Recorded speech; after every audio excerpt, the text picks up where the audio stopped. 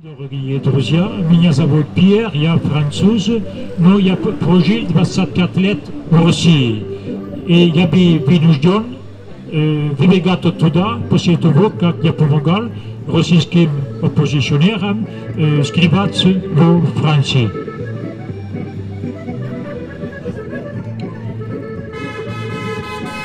Okay. No,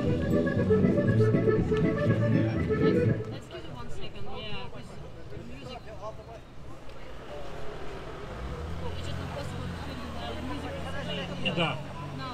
Да,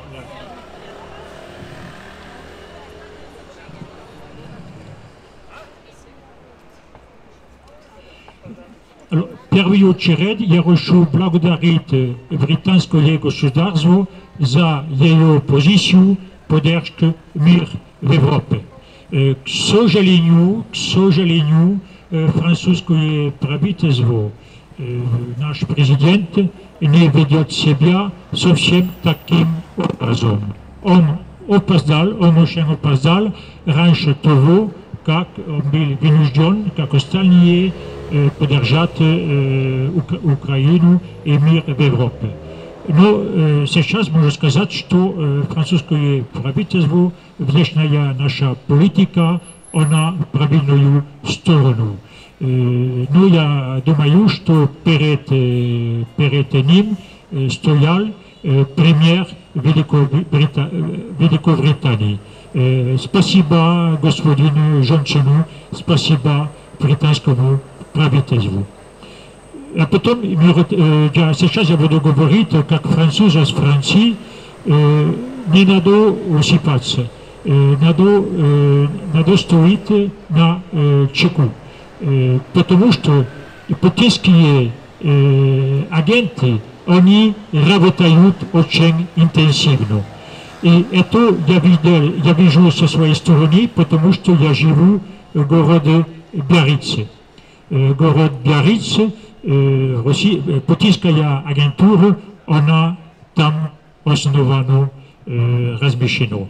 Вы знаете, что есть недвижимость Путина, конечно, не Путина, а семьи Путина в Биаррице. И, наконец, французское правительство захватил, конфискировал дом первого зята Путина Шамалова. Но он сделал очень поздно, и после того, как группой трех российских беженцев в Биаррице мы захватили этот дом, это было целую неделю, но, к сожалению, французская полиция задержала нас, выгоняла нас туда, задержала нас, но они не решили преследовать нас перед судом. Прокурор сказал, мы будем только вам напомнить закон, который якобы мы нарушили,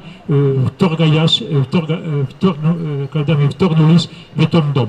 И была мэрия Биарриц, была церемония, и зампрокурор нам прочитал этот закон. Я считаю, что я не нарушил право собственности взятия Путина, потому что этот дом принадлежит российскому народу. Он был куплен российской мафией на ворование деньги ей Петербурга. Первый владелец этого дома, он же первый миллионер, извините меня, миллиардер, извините меня, я забыл 3 нуля. Он первый миллиардер Петербурга, это Геннадий Тимченко. Мы знаем, что они богатились войной, потому что приватизация в Петербурге это была настоящая война. И деньги, которые они превратили там, благодаря этим деньгам они становились не только очень богатыми, но благодаря этому они захватили и власть.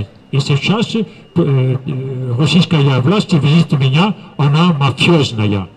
Сидит там глава мафии, это Владимир Путин. Я написал некоторые статьи, и оказывается,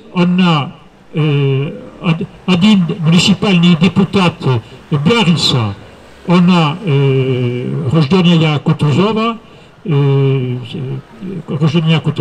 она приехала в Биарриц 10 лет назад, она написала заявление на меня за клевету. Что я сказал и написал? Я написал, что она внедрила мэрию Биаррица, агента ФСБ, российского агента ФСБ. Зовут его Алексей Лужников. И я дал показания на полиции, и очень спокойно, я очень надеюсь, что это дело закончится перед судом.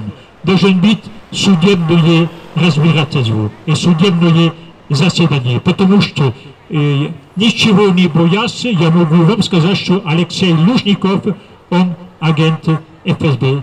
И дальше надо посмотреть мои доказательства. Но надо посмотреть, какие они наглядные. Они наглядные. Задержаю их при Анмане. И еще они написали заявление против меня. Я закончу этим, я не буду долго, и я не знаю,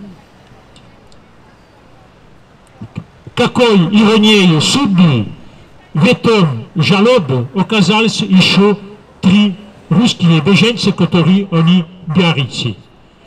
Она обвиняет меня, что я угрожаю ее жизни и жизнь ее детей. Вначале я не знаю, если у нее есть дети или нет, и я вас уверяю, я не угрожаю жизнь никому. И это обвинение она тоже сделала этим 3 русским, которые не имеют никакого отношения с клеветой, моей клеветой. Первый это Денис Пшеничный, он биарриец. Его отец погиб под пыткой в тюрьме ФСБ Петербурга. Это был доблестный инженер, доблестный русский, который он погиб. Сейчас Денис, он борется, чтобы не погиб подобно своему отцу. Второй это Владимир Осечкин. Владимир Осечкин, он владеет сайтом gulagu.net. Посмотрите, вы знаете, вы видите его. И третий, который якобы угрожают ее жизни, это Сергей Савельев. Сергей Савельев, он выбегал он отсидел 7 лет в России, он смог выбегать из России твердыми дисками, где есть несколько сотен гигабайт питки, видеопитки, тюрьма в России. Это ужасно, это ужасно. И эти люди, которые чудом, можно сказать, смогли скрываться во Франции, агент ФСБ Елена Кутузова, который сейчас является и француженкой, и муниципальный депутат города Биарриц, она преследует их перед судом. Я вас уверяю, что никакого французского суда не решит вопрос в его пользу. Я благодарю вас, мои друзья. Всего доброго. Нет войны.